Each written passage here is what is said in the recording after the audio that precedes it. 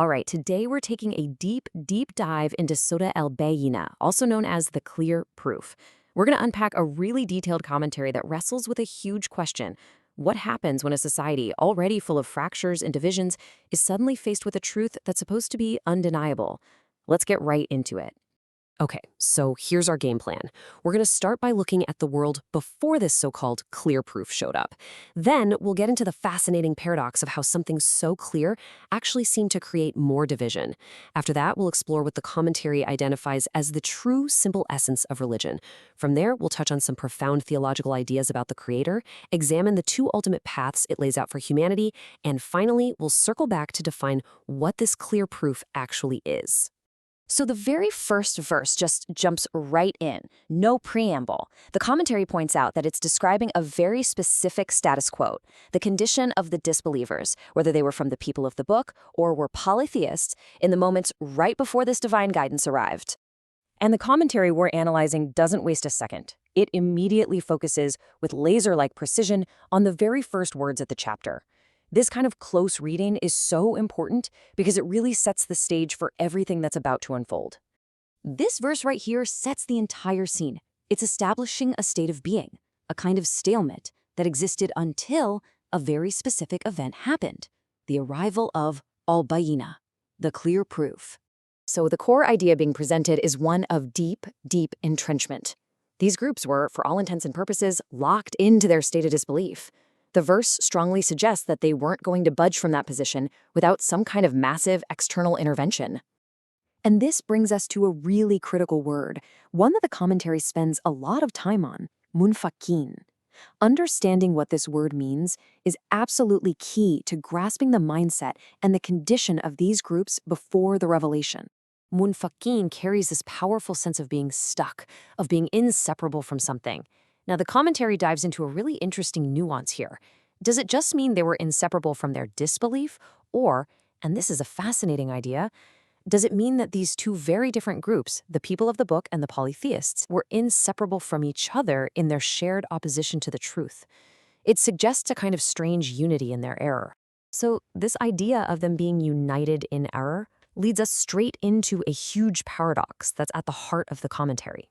If this clear proof was supposed to bring everyone together with its clarity, why does the surah say that its arrival was the very thing that kicked off even greater division? I mean, verse 4 just lays this seeming contradiction right out there. It states very explicitly that those who had the scripture didn't actually split apart into factions until after the clear evidence had already come to them. This is a major point of analysis for the commentary. And this right here perfectly captures the commentary's argument. The idea is that before the Bayyinah came, their disagreements were sort of vague and murky, which allowed for a kind of surface-level unity. But the clear proof acted like a clarifying agent. It was like pouring something into a cloudy liquid that forces all the particles to separate and settle, making the lines between belief and disbelief sharp, clear, and totally undeniable. So the commentary makes this absolutely crucial distinction. The clear proof didn't cause the division, it was the occasion for it. It didn't create the conflict, it just dragged it out into the light. By presenting such a clear truth, it forced people to choose. It exposed the massive difference between those who were willing to follow the evidence and those who just wanted to cling to their old ways out of pride. You could say that truth, just by existing, automatically separates itself from falsehood. So, after establishing this state of division, the surah, at least as the commentary sees it, makes a big pivot. It shifts from diagnosing the problem to defining the solution. It essentially says, okay, let's talk about what humanity was commanded to do all along. And in doing so, it reveals this simple, universal core of what true religion is supposed to be. This fifth verse, this is really the heart of the whole matter. It outlines the fundamental commands that, according to the text, make up the very foundation of faith, and not just for one group of people, but as a timeless, universal principle. Now, the commentary breaks this verse down into 4 essential components that define what true faith looks like in practice. And notice, it's not just about what you believe, it's about what you do. It starts with a sincere internal state, pure devotion. Then it moves to an upright worldview, leaning towards truth. And finally, it's put into action through the 2 pillars of prayer and charity. And this whole framework, this complete set of commands, is given a special name, Din al-Qayyimah. The commentary explains that qayyima is an incredibly rich term. It doesn't just mean correct. It means something that is straight, that stands firm and is steadfast, that holds immense value, and that is ultimately timeless. This is the steadfast religion. What's also amazing is how the commentary uses this surah as a kind of springboard to dive into some really profound theological discussions, exploring the fundamental relationship between the Creator and all of creation.